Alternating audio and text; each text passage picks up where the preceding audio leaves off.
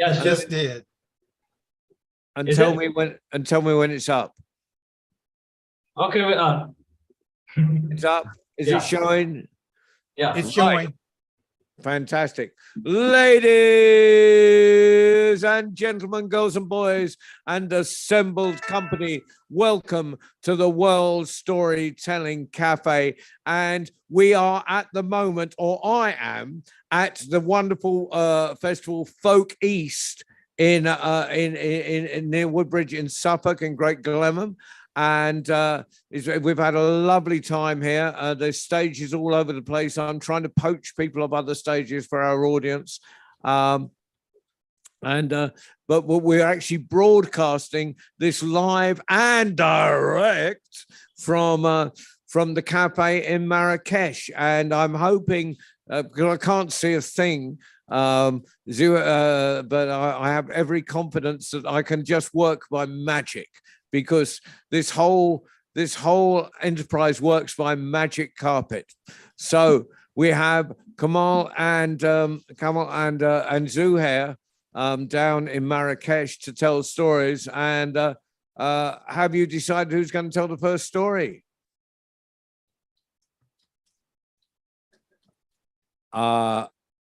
Waleed, Don't panic. can we get the screen up on the cafe? Oh, there. And who's on the screen? Right now we have Waleed. Ali. Waleed. I don't know what Waleed. I want either Zuhair or Kamal. Is either Zuhair or Kamal in the cafe? This is Kamal is. yeah. Okay, Kamal. Can you put your hands together? Kamal will tell us a story.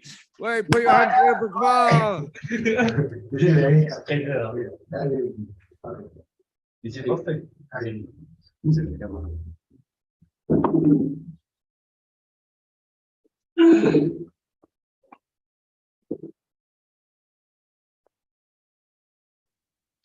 Hello, everyone.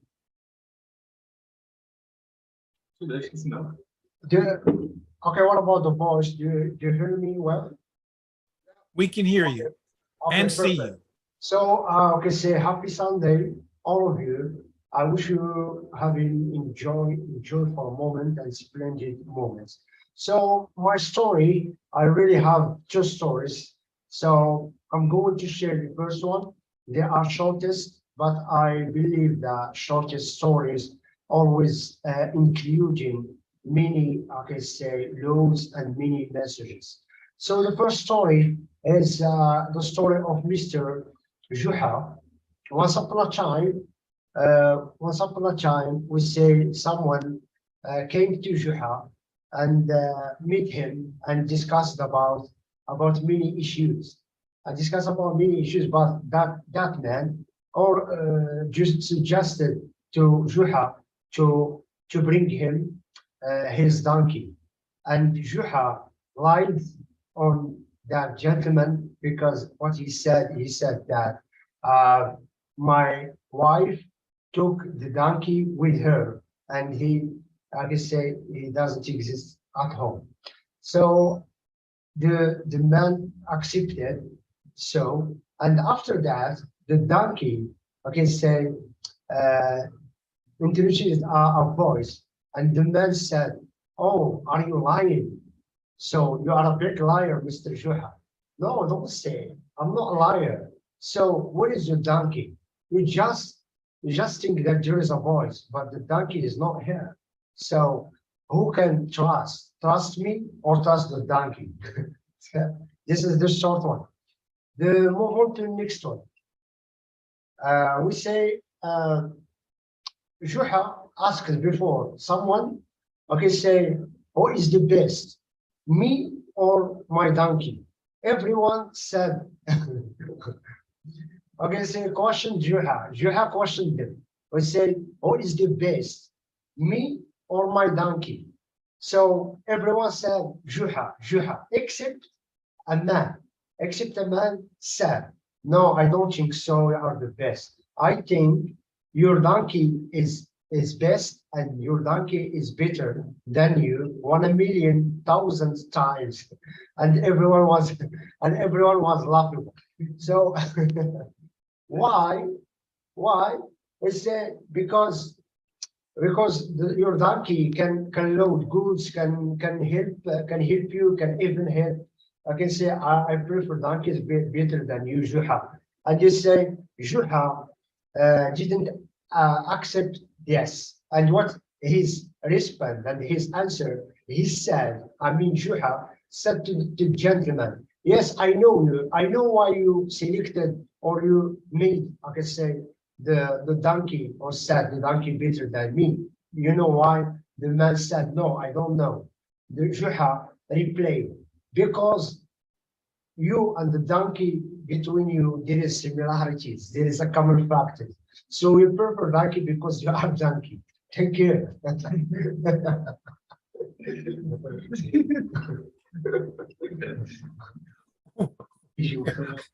I think there's another word for donkey in this story. No,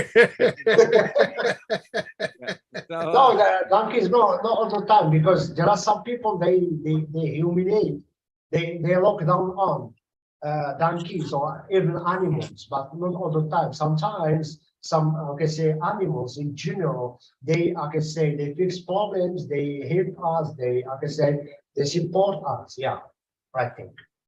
Okay, now is Zuhair in the studio? Is Zuhair there? No, it's not coming yet. Okay, now what I'm going to do, I'm going to ask Baba C, could you tell a story quickly while we wait for Zuhair? Quickly? Yeah, I don't want I tell you what, I'll tell a short. There's a band coming on later. Right. I will tell a short version of one of my favorite So, Baba stories. C, we're going to go from Marrakesh to Washington, D.C.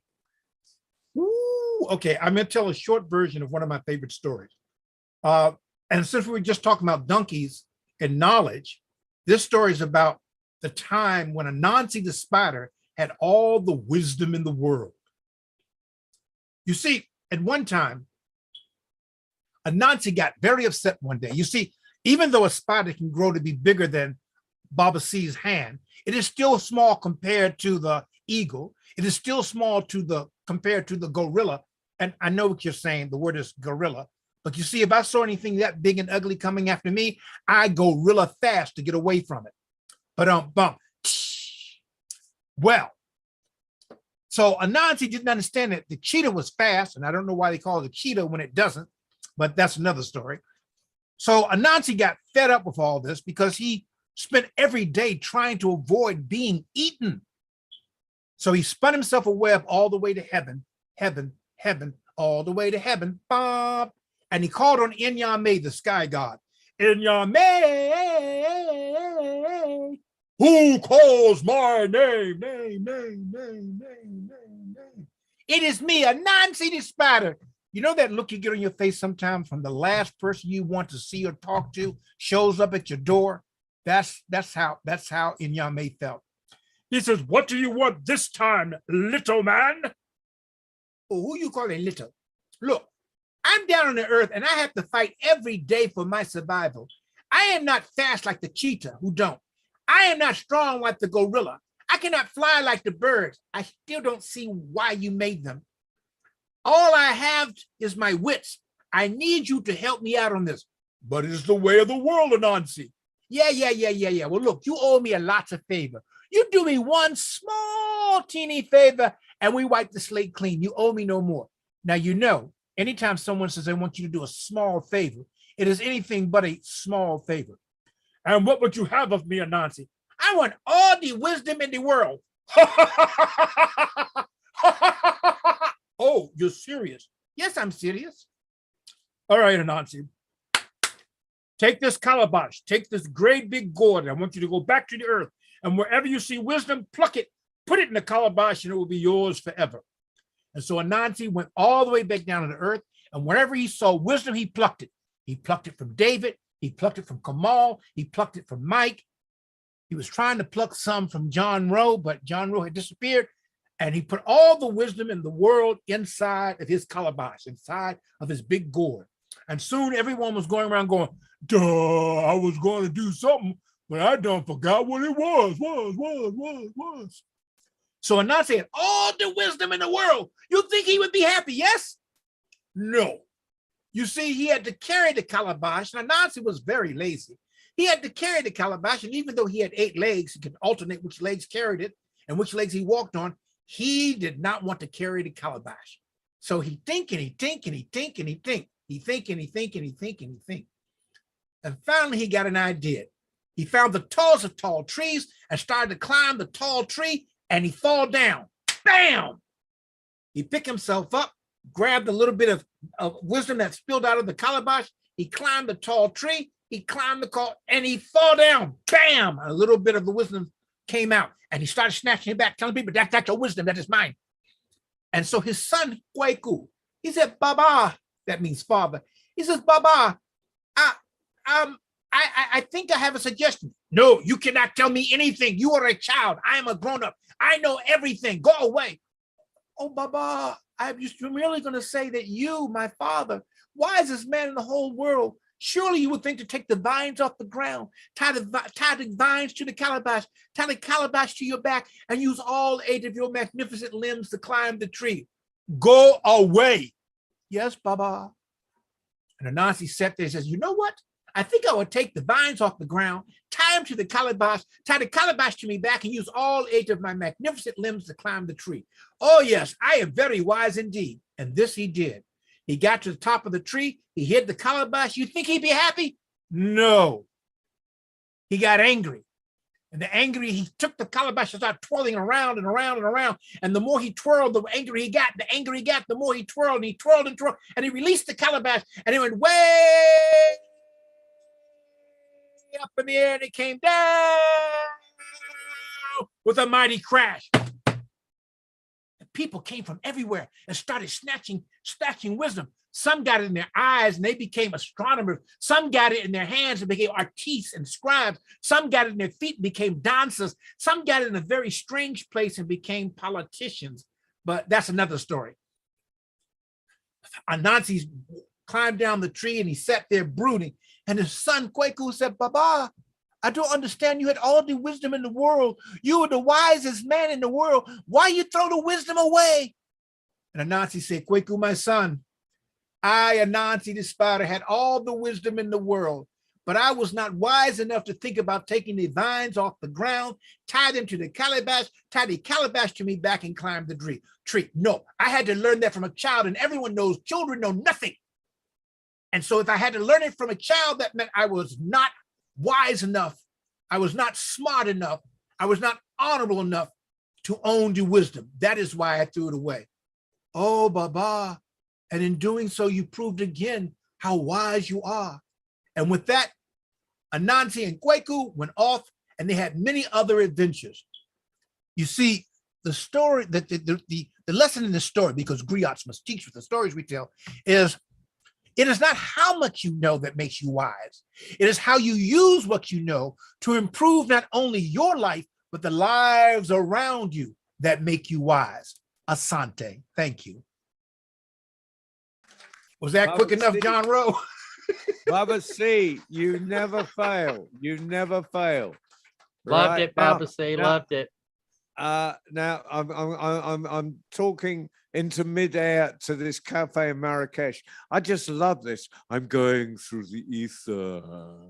Right, I feel like I'm in some kind of 60s dream here, and and none of the children will understand that. Have we got, is Zuhair in the cafe in Marrakesh yet? Walleen, is Zuhair there? You have to Kamal. unmute. Well, you have to unmute. Am I on mute? No, Kamal's No, trying to talk, but he's muted.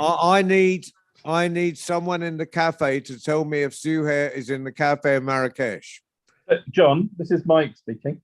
I've had a communication with Zuhair. Unfortunately, he's had an accident, a road accident, and he's dealing with that. So unfortunately, he's not. But going to be able to I join think an accident is a very good excuse for not actually being in the cafe. And if you speak to him again, give us our communal sympathy.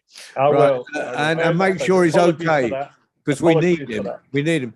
Zuhair, for those listening, Zuhair is the director of the Storytelling Festival in Marrakesh, together with Mike, who just spoke, and myself. And between the three of us and Lucy, Mike's wife, we tend to we're putting on this lunacy, which you are all invited to, and we put it on at half term, especially so people with children can get there. 12th to 19th of February. Remember that. Meanwhile, right now, we going down south to Texas. David Thompson, do you have a tale for us? Do I have a story for you? I am so glad to be back. It's been a while. Health reasons and stuff. What I'm going to tell you today, it's a little bit long, but I hope that's okay. I have been taking the Norse stories, the Norse myths, you know, the Odin and Thor and all that, and have been setting them in Texas. What happens when you find out that your next door neighbors are Norse gods? Ooh, let's find out. Will you come with me? Now, I'm going to tell you right now, I am telling this story in accent and dialect, so you better listen closely to catch it. You have to know one thing about Texas. It's big. I mean, honey, if you started in the east border of Louisiana and Texas and drove straight across all the way to El Paso in New Mexico, 10 hours later, you're still in Texas. That's how big this is. And we have all sorts of environments and topographies and things, from high plains deserts down to sulfur mud flats in the south, from beautiful mountains all the way to East Piney Woods. It's amazing. So this story I'm going to tell you today is about what happens when you find out that your neighbors are the actual Norse gods themselves. Lord, honey, listen to what I got to tell you. But first, I got to ask one thing. Do you understand that, you know, real estate agent in the U.S. is basically the same thing as the state agent in the UK? Good, I'm glad you do. This is Mr. Jim Smith Realty and the Orchard. Now, I'm going to tell you about Mr. Jim Smith. We got to set this story up, you know. He is a real estate agent. Well, actually, he did real estate for a while and decided he would become what we call a flipper. Person who goes and buys a house and fixes it up and sells it for profit. Sometimes they even buy the house and live in it while they're fixing it up. And that's what Mr. Jim did. He done that. And also Mr. Jim had his bestest friend with him, his old 16-year-old old big yaller dog, which is a Labrador. And they just been everywhere all over the place. Well, they was driving one day from Fredericksburg all the way to Harper, which is west of where I'm living. And they were going to look for some houses to buy and to move in and to fix up and then move on. And it keeps you one step ahead of the creditors. I'll tell you that. One thing is they were going through the small town of Harper. And in Harper, there were some old houses, and this one house, which was incredible. It was big, honey. It was built in like 1912, and it had a huge amount of land with it. And he said, well, you know, I wonder if this house is for sale. And he saw the sign, for sale, L-Key Realty. And he went, oh, I better go check on this. Come on, dog, let's do this. He called his dog. Very efficient in names. So he went, and Mr. Elkey was just, honey, he was just so overjoyed he couldn't stand it. He said, let me show you. That he rolled out the plot of land. He says, now here's the house and here's the land. There's supposed to be an orchard, but something happened with the surveyors and they didn't draw it on. I promise you it's there. I promise you. So why don't you go? I give you a good bargain if you go right now. And what do you think he did? He bought the place. Well, he and his dog moved into the house, and they was doing all right. There was some electrical problems, and there was new boards on the front porch and all that, and they were there for a while, and he and dog were having a grand time. Well, one day, Jim Smith said, dog, I think we're going to go check out this land because I want to find out where that orchard is. So they went out, and they went walking around walking around, looking around, like, where is that orchard? I don't see it. And then what do you think happened? They came upon a wrought iron fence. Honey, this fence was old. It was older than Baba C. I'll tell you right now, it had rust all over the place like Baba C. And it also had this one gate.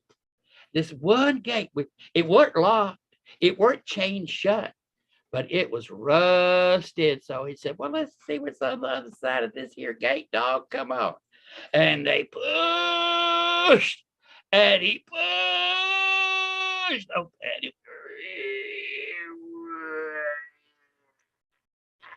big enough space for both he and dog to get through. And let me tell you, they stepped through that gate. Ah, Jesus, Mary, and the barnyard animals. They had never seen something so pretty. It was green, and it had all sorts of shades of green. There was like grass green and tree leaf green and distant mountain greens. Beautiful, beautiful, beautiful blue sky with little white fluffy clouds floating through. And he said, what is this? What is this? Oh, that grass is so nice. I'm going to take my shoes off. Ooh, that feels like a carpet. So they was walking around, Mr. Jim and dog. And in a little bit up the ways, up the hill a bit over yonder, they saw two people, or what they thought was people. And they said, well, one looks like a woman and one looks like a man. And well, I'm going to be a good neighbor. I'm going to go address them, say hey to them, and we talk about what's going on. Well, the closer he gets, the more amazed he was. Oh, the woman, she was just downright beautiful, just gorgeous. Honey, you just want to slap your mama. She was so pretty. She had long, wavy red gold hair. You know, that type of hair that looks like it's got electric sparks coming out of it. Her skin was like milk white. Her eyes were bluer than the blue sky, and she was just downright gorgeous. And he was like, oh, I'd never seen anybody like that before. Then he looked over to the man, and if you can say this, that man was beautiful. He had the most green eyes you ever seen. He had a rugged face, good physique, long black hair. And he and the woman was both talking. So he walks up and says, how do, I want to come to meet you. My name is Jim Smith, and I just bought the place over there. And I understand there was an orchard, but I didn't know the plot. And I see you here, and let's just talk a bit. Well, the lady turned and she said, I think it's a human. I'm not certain. Could be a mortal. Let's see what's going on. So she said, well, how do? So glad to meet you. My name is Miss Ida Dunn Johansson. And this here's my husband, Mr. Bragg Johansson. We're glad you can come. And let me show you around. He says, wait, well, hold on, honey. Hold on. I understand that this land is part of my land, but it's not on the plot of the surveyors. We need to talk about that. And she said, honey, Miss Ida did. She said, honey, this land we have had for a long time, and no one's ever come visit us except you. We're so glad you're here. Here, let us show you around. So Miss Ida Dunn and Mr. Bragg were walking around with Mr. Jim, and he saw dog was running around, just chasing butterflies and sniffing and snorkeling and just having a grand old time. And he saw the most beautiful orchard you'd ever seen in his life. It was full of apples and pears. And if you look over there, there was a peach tree. I understand that our Chinese friends posted that, and they take care of it, and we just don't bother it. And then there was a look, there's pomegranates, and Mr. Bell Haddad, who lives right down the road, he takes care of that also. But we take care of all the apples. And Mr. Jim was just blown away, just, oh my God, I've never seen such pretty fruit. Miss Ida Dunn said, honey, let me show you this one. So they all walked over to this one tree. And this one tree was full of apples. And these apples were huge. I mean, big. and they was all golden. And he had never seen an apple like this. I mean, he was familiar with wine saps and John of Golds and Galas and all of them theirs, but he had never seen anything like this. And he turns to Miss Ida, because we always very affectionately call possible new friends Ms. or Mr. by and then their first names. Said, Miss Ida, I have never seen a tree like this. Oh, she said, honey, let me tell you, we've had this tree for a long time, and it always gives out these beautiful golden apples. But we don't give them away to anybody. Just certain individuals come by when they need one. And he said, well, thank you so much. I sure would like to have one, and I hope you can let me have one. So Miss Ida said, one moment. So she and Mr. Bragg went over, and they were whispering and whispering back and forth, and they both shook their heads and said, yeah, let's give him an apple. So she done plucked up this huge golden apple. When he smelled it, bam, a whole orchard of apple blossoms just went up into his head. He was taken aback. He actually stumbled. It smelled so good. She said, you think it smells good? Mr. Jim, take a bite. Are you sure? I said, yeah, go ahead and take a bite. So he took it, he looked at it, and he did one crunch bite. It was beyond understanding. It was beyond belief. The taste was absolutely unlike anything he done ever had. And he kept on eating. And he was juice just running down his beard, all over his hands. And when he was reaching down to wipe his hands on his breeches, here comes Dog. And Dog starts licking it off. And he said, well, I can wash it when I get back to the house. He just kept eating that apple and eating that apple. There was nothing but the core with some seeds. And he said, oh my goodness, Miss Ida, you are so nice, but I want to give you these seeds back. You might need them to plant some more trees. And she just laughed. She said, thank you, honey. You so kind. You so kind. But I have to tell you right now, we're going to have to get going. And I know it's getting late. And we need to get back to our apple orchard. Why don't you come by tomorrow? We'll visit some more. And he said, well, ma'am, that was mighty nice of you. Thank you so very, very much. So they all waved goodbye, and Miss Ida and Mr. Bragg came over and scritched on Dog's ears because he liked them a whole lot.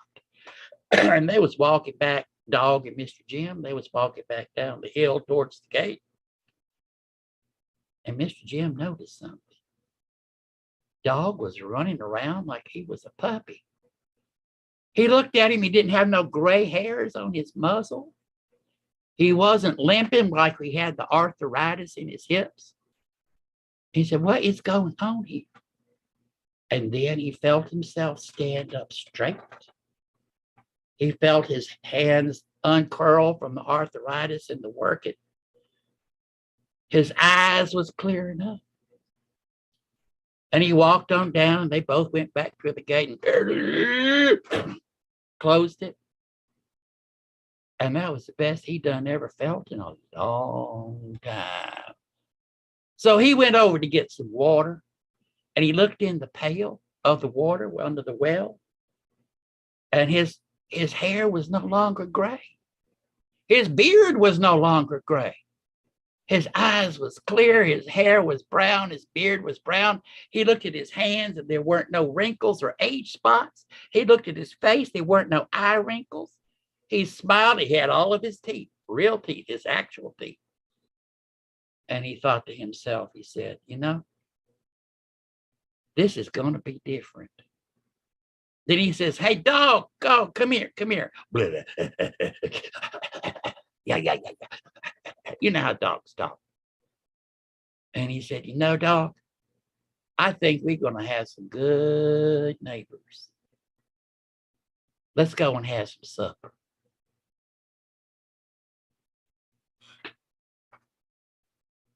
That's it, people. Whoa.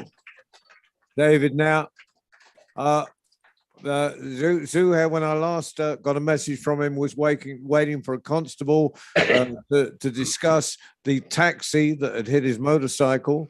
But he's going to try, if Waleem and whoever his co-host can keep an eye on, because he's going to try and join us from a coffee shop somewhere in Marrakesh. So who else have we got? Who else have we got online at the moment? We have Waleed. We have the other David Thompson. We have Mike, of course, David Thompson in Texas, and Folkies Folk, and another person in the World Storytelling Cafe. This is Baba C talking. Fantastic. So we've got Kamal. Have you got another story for us? Let's have one more from the cafe. All right. Yes. Kamal, have you got a story? Yeah. I have one. Okay. Good. We have. Do you hear me?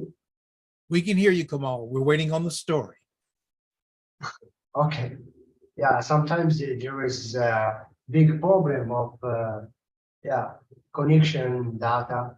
Okay. Anyway, so this story is I can say full of wisdom and cleverness. It was about a gentleman was living in the Middle East in Iraq. So that man was known by his I can say sagacity and wisdom also, and everyone heard about it. Also, the king of Turkey heard about it and decided one day to go to the Middle East to meet him, I can say to know about him and to meet him directly and to benefit from him. That's what happened. And one day he went with his prime minister to meet the wise men. They meet each other and they discussed a lot of things in life about many issues. But the king glanced that this man has something to say, battery inside him, because of many years he had in her life, and because of, we can say, he's an old man and we can say accumulated many things. So after leaving the king, the old wise man, he decided, or he suggested to wise men to share with them some piece of advice, some advice in life, something which they can behave with. So the wise man did share with the king 3 advice. So the first one is about don't trust kings ever, and don't trust females ever, and the third is just trust your parents ever. So the king was surprised. Why the kings? Maybe this man forget that I'm king.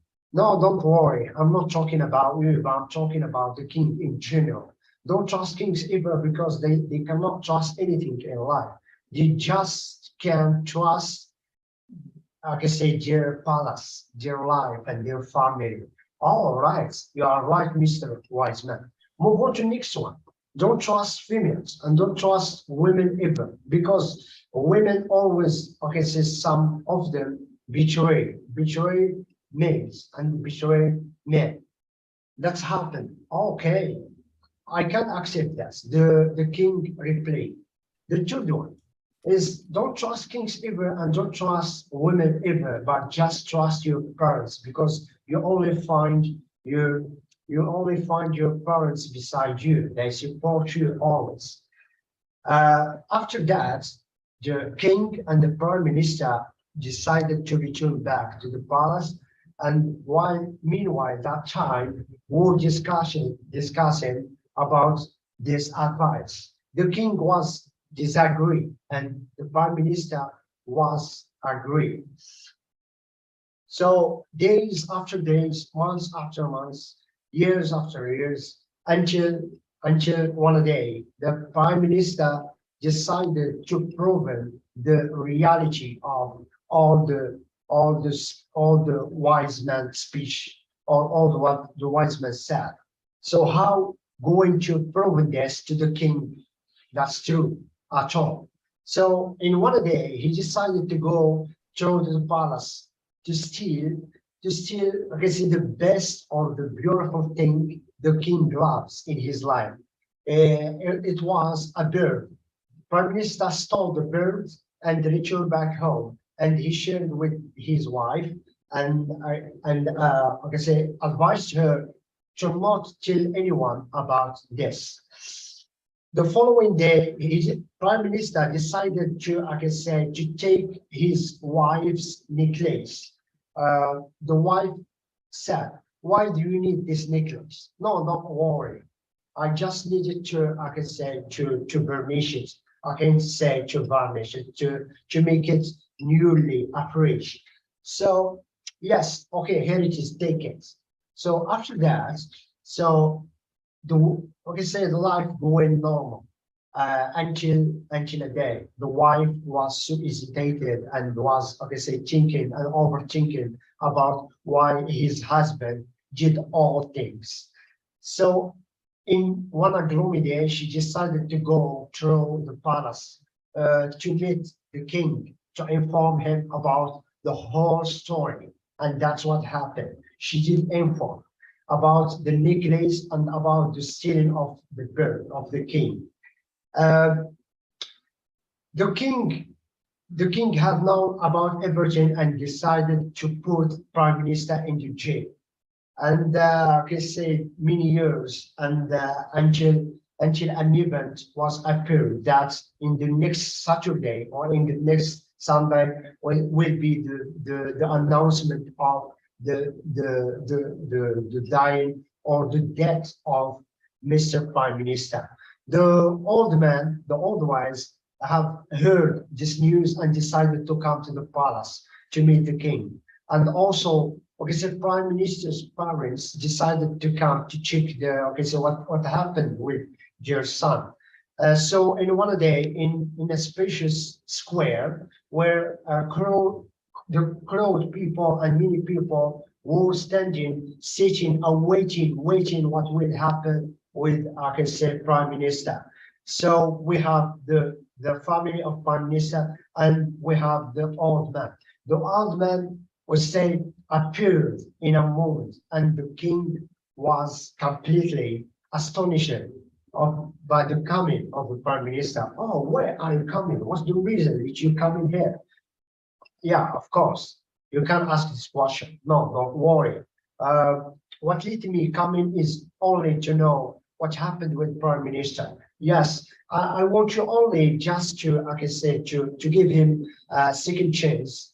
Why? And ask him why he did all this." That's what happened. The king asked the Prime Minister this question, and the Prime Minister answered, "Yes, I did all this cinema, all this theater, only to prove that all what the Prime Minister said is true, not mistaken." How? The king said. So Prime Minister replied, "Yes, I can say I've spent a long period of time with my wife, but what she's doing now is just betrayed me. She's revealed everything to the king, and don't trust females ever. And also don't trust kings ever, because kings, they cannot trust anyone except their tiara, their crown, their palace." Oh, that's of course. You know why? Because Prime Minister was devoted, you can say, 20 years of war to this king. But the king, what he did, at last, he just jailed him, put him in the prison. Perfect. So move on to the next thing. Is what? Don't trust kings ever. Don't trust females ever. Just trust your parents. Your parents is the only lonely people who can find beside you, who can support you even in the most hardest moments. And the king was utterly surprised and I can say flabbergasted. Oh, what I was doing? Am I putting this person into jail? So now I'm discovering a new wise man. he is the old wise man prime minister. So the prime minister become like a wise man. So after that, the king decided to, like I said, to graduate the prime minister and to offer to grant some golden coins to wise man because he fixing this equation, this problem, and like I said, granted prime minister's parents by some silver coins, not golden coins, and everyone, the crowd, I mean, was, like I say, everyone was happy, was glad because the end of this story, because what we can get from the story is sometimes we should take our time to think once, to think twice, even twice, many times before, like I say, taking a decision, because being in impulsive way or being in a rush always, I can say, lead us to a big ruin. All right, thank you. Kamal, and thank you, Bubba C. Big another round of applause, Bubba C. And David Thompson down in deepest Texas, down in Austin, and Waleed at the World Storytelling Cafe, who's the techie down there, and Stuart, who's the techie up here. Without them, nothing works.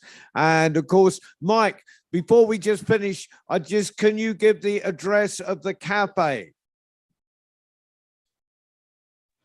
Yeah, absolutely. It's number 93 Souk Al Faz. It's very near to the Marrakesh Museum and the Madrasa Ben Youssef, and right in the middle of the old town of Marrakesh. Wonderful. I think of that. And should you happen to be in Marrakesh, yeah, it is worth a visit, and you get stories and you get everything. You can find other stories on worldstorytellingcafe.com.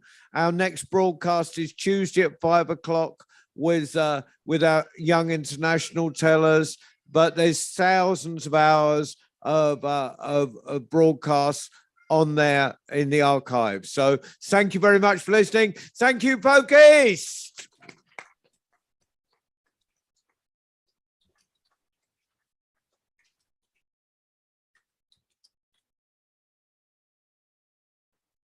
Until the next time. Hey, Mike, let us know online what's happening with Zuair. We do. Let us know on Facebook, Mike, or whoever finds out. Okay, I'll give you a latest update. He's waiting for a policeman to come. He's fine, but his motorcycle has been damaged. But he's fine. He's fine. That's the He's most absolutely important fine. thing. Exactly, yeah. So his motorcycle's been damaged. He's waiting for a policeman to come and make a report. So that's the situation. All right. As John mentioned earlier, please let him know the community is rooting for him, and we're glad he's okay. Yeah, no, we sent him our best, and he was hustling to find a teller to stand in for him, but he didn't need to because Kamal was already doing a fantastic job. Thank you, Kamal. Thank you, Waleed. It's a big pleasure to me, Mr. Mike. Is I can say today.